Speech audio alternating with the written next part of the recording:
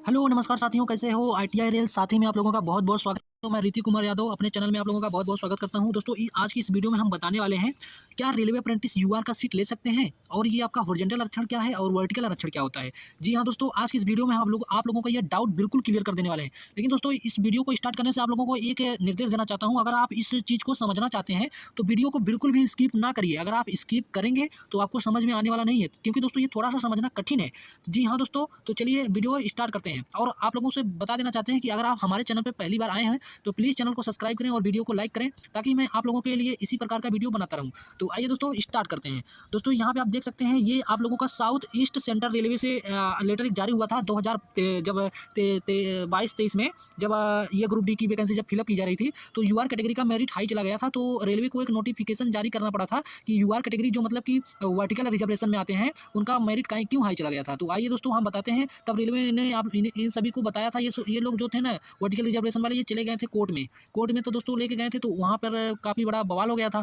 तो रेलवे ने जब यहाँ पे जारी किया, बताया कि ये जो रेलवे अप्रेंटिसशिप छात्र है ना, इनके कारण इनका मेरिट हाई चला गया है। तो अगर आप लोगों को अभी समझ में नहीं आ रहा है तो बिल्कुल घबराइए मत, मैं अभी एकदम क्लियर कर देने वाला हूँ कि आपका ये हॉरिजॉन्टल आरक्षण और वर्टिकल आरक्षण क्या होता है। तो यहाँ पर रेलवे ने बताया था, देख लीजिए दोस्तों, यहाँ पर लिखित रूप से लिखा है हॉरिजॉन्टल आरक्षण के बारे में।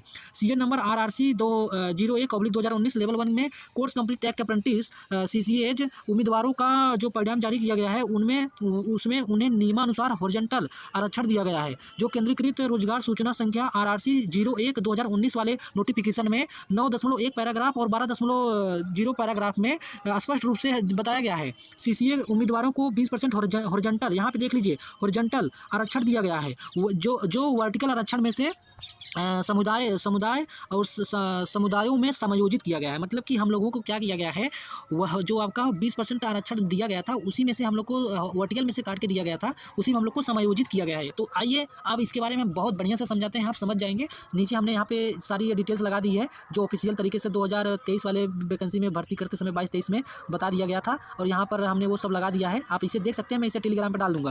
तो यहाँ पे दोस्तों हमने सारणी बनाया है आप लोगों के लिए। इस सारणी में आप लोग बढ़िया से समझ पाएंगे, क्योंकि दोस्तों वहाँ पे जो बकवास लिखा है नोटिफिकेशन में उसे समझना थोड़ा सा कठिन है। तो आइए अब हम आप लोगों को बताते हैं। दोस्तों यहाँ पे देख सकते हैं, यहाँ पर हमने लिख दिया है ITI छात्र और यहाँ पे लिख दिया है CCA कैंडिडेट छात्र। यहाँ पे ये जो आपका ग्रुप डी की वैकेंसी होने वाली है वो दोस्तों ITI और CCA लोग उसमें फॉर्म फिलअप करेंगे। तो हमने यहाँ पे जो वर्टिकल आरक्षण दिया जाता है ITI वालों को वो लिख दिया है, और जो CCA वालों को हॉरिजॉन्टल आरक्षण दिया जाता है ये लिख दिया है। तो दोस्तों ये जो आप लोग देख रहे हैं ना यहाँ पर हॉरिजॉन्टल और वर्टिकल, तो मैं आप लोगों को बता देना चाहता हूँ आपका वर्टिकल आरक्षण क्या होता है। तो आप सुनिए दोस्तों, वर्टिकल आरक्षण क्या होता है। वर्टिकल आरक्षण ये होता है दोस्तों, जैसे कि आपने जो अभी टेक्नीशियन का फॉर्म फिलअप किया था तो आपको वहाँ पर आरक्षण दिया गया था 27%, 15%। जैसे अगर कोई यूआर वाला है तो उसे 40.5% का आरक्षण था, और अगर कोई EWS वाला है तो उसे 10% का आरक्षण था, और अगर कोई OBC का है तो उसे 7% का आरक्षण होता है। तो ये आरक्षण दोस्तों वर्टिकल में काम करता है। तो ये जब हम नॉर्मली फॉर्म फिलअप करते हैं तो हमें वर्टिकल आरक्षण मिलता है, लेकिन जब हमें कोई हॉरिजॉन्टल आरक्षण दे रहा है तो दोस्तों ये जो विकलांग लोगों को आरक्षण दिया जाता है ना, वो आप लोगों का ये जो होता है विकलांग लोगों का ये हॉरिजॉन्टल आरक्षण में आता है। जो आपका एक्स सर्विसमैन होते हैं, जो रिटायरमेंट होते हैं, उनको जो आते हैं आर्मी से, उन्हें भी हॉरिजॉन्टल आरक्षण दिया जाता है। और हम लोग अप्रेंटिस कंप्लीट किए हैं तो हमें भी हॉरिजॉन्टल आरक्षण इसमें दिया जाता है। तो आप यहाँ पे देख सकते हैं, हमने कुछ इस प्रकार बनाया है।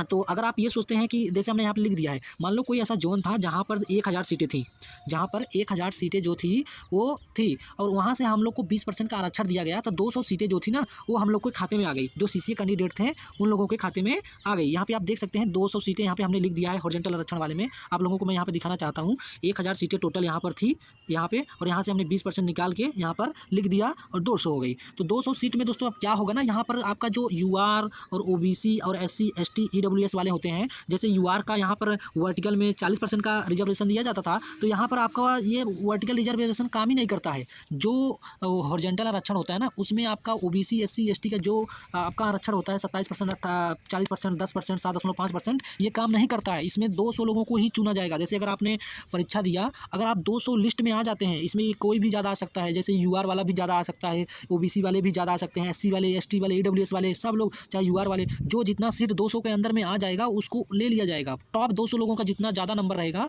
उनको यहाँ पे ले लिया जाएगा। जो लोग कहते हैं ना कि आरक्षण खत्म कर दो, यहाँ पर आरक्षण खत्म हो गया दोस्तों। यहाँ पे हॉरिजॉन्टल आरक्षण में क्या होता है कि आप 200 के अंदर आइए और अपना जॉब ले जाइए। अगर 200 के नीचे आते हैं, ये यहाँ पे मैंने नहीं रखता कि यहाँ पे यूआर कैटेगरी के हैं तो आपको 40.5% का आरक्षण मिला है। अगर आपके दिमाग में ये चल रहा है कि अगर इन 200 सीटों को भी 27% आरक्षण और यूआर कैटेगरी को 40% आरक्षण और आपका एससी कैटेगरी को 7.5% का आरक्षण दिया जाएगा, तो ऐसा यहाँ पर नहीं लागू होता है हॉरिजॉन्टल आरक्षण में। हॉरिजॉन्टल आरक्षण में क्या होता है, अगर 200 सीटें रिजर्व हैं तो 200 सीटें में जो आ जाएगा उसका हो जाएगा। तो यहाँ पर कोई कम बेसी ज़्यादा कोई भी आ सकता है। मान लो अगर हमने यहाँ पे आप लोगों को मान लिया कि अगर 200 वैकेंसी थी उसमें से 40 यूआर वाले ही आ पाए और ओबीसी वाले 100 आ गए और एससी वाले 30 आ गए, एसटी वाले 15 आ गए, ईडब्ल्यूएस वाले 15 आ गए। हमने ये मान लिया कि भाई इसमें हो सकता है कि यूआर वाले 200 के 200 आ जाएं, इसमें कोई ये नहीं रखता कि कोई कितना आ जाए, इसमें मैंने नहीं रखता। अब क्या होगा दोस्तों, अब इसके आगे वाला प्रोसेस आप समझिए। आप अब इतना तो आप समझ गए होंगे कि हॉरिजॉन्टल में आपका आरक्षण काम नहीं करता है, सिर्फ वर्टिकल आरक्षण जो होता है उसमें आपका आरक्षण काम करता है। 40%, 27%,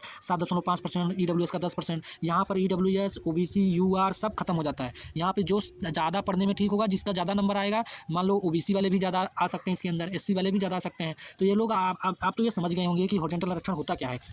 तो वहाँ ऊपर जो हमने नोटिफिकेशन दिखाया था दोस्तों, वहाँ पर बताया था कि अब इन लोग को अपने ही कैटेगरी में शिफ्ट किया जाएगा। मान लो कि यूआर वाले जो था ना, यूआर वाला यहाँ पे आप देख सकते हैं, यूआर वाले जो हैं वो अगर 40 लोग सेलेक्ट होते हैं 200 में, तो इन 40 लोगों ये लोग भागते भागते अपने ही कैटेगरी में सीट लेने के लिए जाएंगे। ये यहाँ पे जाएंगे वर्टिकल में। यहाँ पे दोस्तों अभी ये टोटल जो आप लोग देख रहे हैं ना 1000 ही है, ये टोटल आप जोड़ेंगे तो 1000 ही है। बस यहाँ पर उसका एक दूसरा रूप निकाल कर यहाँ पर हमने 40, 100, 30, 15 ऐसे लिख दिया है। अब ये लोग 200 के अंदर सेलेक्ट हो गए, सीसी जो रिजर्वेशन था।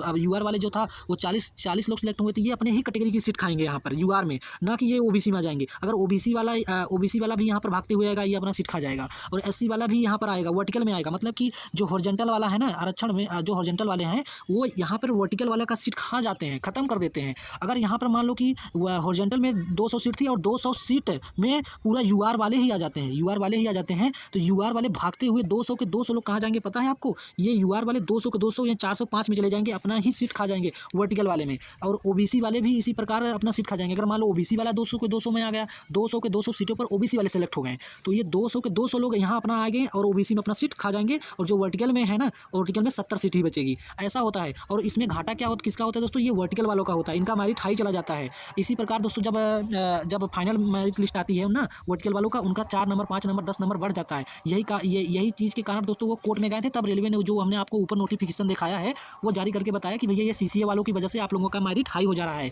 तो ये होता है दोस्तों आपका हॉरिजॉन्टल आरक्षण। हॉरिजॉन्टल आरक्षण जो होता है ये वर्टिकल आरक्षण में से ही कट करके मिलता है। अब ये मायने नहीं रखता है कि ओबीसी वाले कितना हॉरिजॉन्टल में जा रहे हैं, यूआर वाले कितना जा रहे हैं, एससी वाले कितना जा रहे हैं, ईडब्ल्यूएस वाले कितना घुस जा रहे हैं। इसमें मतलब पहले आओ और पहले पाओ वाला चीज़ है हॉरिजॉन्टल आरक्षण में, ये जान लो। तो दोस्तों कुछ इस प्रकार का होता है हॉरिजॉन्टल आरक्षण। और यहाँ पे आप लोगों को दिखा देना चाहते हैं, ईडब्ल्यूएस में हमने 15 सीटें माना था कि 15 लोग सिलेक्ट हुए हैं, तो ये 15 लोग यहाँ पर आके कम कर देंगे। अपने 100 में से जो 10% का आरक्षण था 100 में से यहाँ पर कम कर देंगे। तो कुछ प्रकार इस प्रकार होता है दोस्तों। हमने यहाँ पे लिख भी दिया है, देखो यहाँ पे 405 सीटें थी आपका वर्टिकल आरक्षण में और 40 सीट आ गई थी। 40 वाले सेलेक्ट होकर यहाँ पर आ गए थे यूआर कैटेगरी वाले। तो यूआर कैटेगरी में यहाँ पे अपना ही सीट ये खा गए। तो ये जो नॉर्मल कैंडिडेट थे जो अब ये बचा आप लोगों का वर्टिकल आरक्षण वाले के लिए। ये जो वर्टिकल आरक्षण में जो होते हैं ना, जैसे 27% का आरक्षण होता है यूआर वाले में, 40.5 का, अब उन लोगों के लिए ये 365 सीट बची।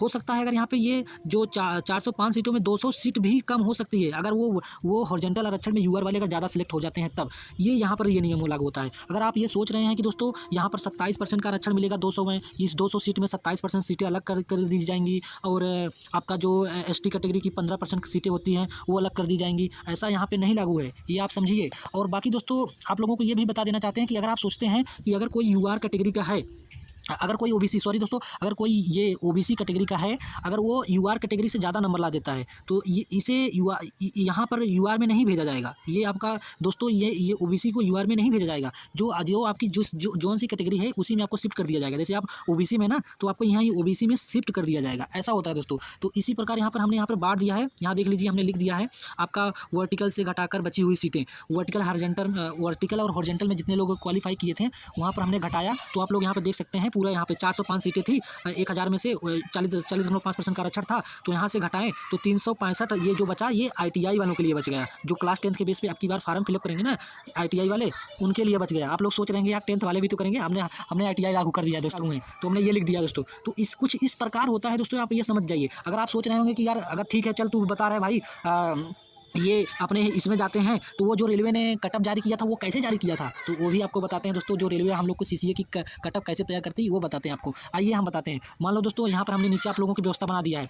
मान लो जब CCA कैंडिडेट परीक्षा देते हैं, ये 200 लोगों का लिस्ट है दोस्तों, इसमें 200 लोग सेलेक्ट हुए हैं। ये जो आप लोगों का दिख रहा है ना, इसमें 200 लोग को हमने डाल दिया है, ऐसे रैंडम नाम डाल दिया है और रैंडम उनका कटअप बना दिया है। ये मतलब डमी है दोस्तों, इसे आप एकदम ओरिजिनल मत समझ लेना, बस हमने आपको समझाने के लिए सब बनाया है। तो हमने क्या किया, मान लिया जो ऊपर हमने दिखाया था, मान लो 200 सीट में सबसे ज़्यादा OBC वाले सिलेक्ट हो गए सबसे ज़्यादा। तो OBC में क्या देखेंगे पता है कटअप कैसे तैयार किया जाएगा। जो OBC में सबसे ज़्यादा नंबर लाया रहेगा ना, उसे सबसे वो उसको देखा जाएगा, और जो सबसे कम नंबर लाया रहेगा ना उसको देखा जाएगा। जैसे मान लो यहाँ पर रोहित यादव एक थे, उन्होंने OBC में 55 नंबर ला दिया, तो भाई वो तो एकदम सेफ है, इनको कोई दिक्कत नहीं है। लेकिन इसी में देखा जाएगा कि भाई सबसे कम OBC में जो कम है ना, यहाँ देखो हमने OBC को पीला कलर दे दिया है, तो वो देखा जाएगा कि OBC में जो 100 लोग सिलेक्ट हुए हैं उसमें सबसे कम नंबर किसका है। तो यहाँ पर आप देख लीजिए, ये इसी प्रकार को सिलेक्ट होंगे, कहीं पे UR वाला बीच में रहेगा, कहीं पे OBC वाला घुसा पड़े रहेंगे, सब आपस में 200 के अंदर। तो इसी प्रकार ऐसे रहेंगे। तो हमने यहाँ पे दोस्तों आप लोगों को बना दिया है, आप देख सकते हैं। मान लो कि यहाँ पर पीला वाला जो सबसे अंतिम वाला होगा वो OBC वाला होगा। यहाँ पे मान लो ये देख लीजिए दोस्तों,